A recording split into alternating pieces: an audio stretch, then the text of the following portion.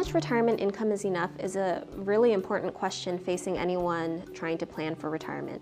And that answer is, well, it depends. What kind of lifestyle do you want? For many, the answer is, let's just keep the same lifestyle we had right before retirement. We started our research by defining what's a replacement rate. And that's just what percentage of your pre-retirement income you'll need in order to keep the kind of life you have now. Others may define the replacement rate differently, but this is how we defined it for our study. Our analysis shows your replacement rate depends on how much you earned right before you retire. So let me give you an example. Before he retires, Mark earns $75,000 per year. And out of that gross income, he saves for retirement, he pays his taxes, he spends the rest on mortgage, supporting his family, and other necessities. But when Mark retires, he no longer needs to save for retirement. His tax rate might be lower. His overall spending decreases too, because he may have paid off his mortgage and the kids may have moved out. He has more time to shop around for a good deal and perhaps cook at home. Mark might only need 65% of his pre-retirement gross income.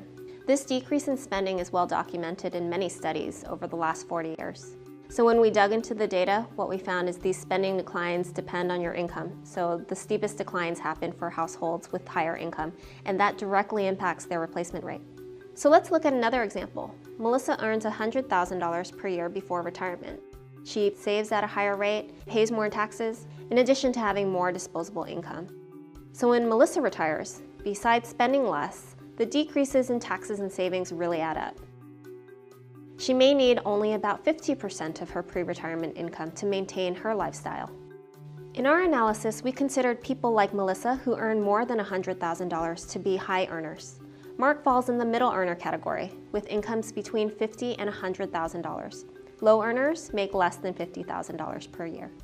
So when we looked at replacement rates for each income group, we found that replacement rates decline with income.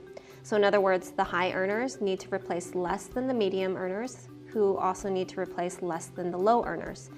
For the low earners, they might need something like 80% replacement rate, and that's because both before and after retirement, they're spending more of that income on necessities.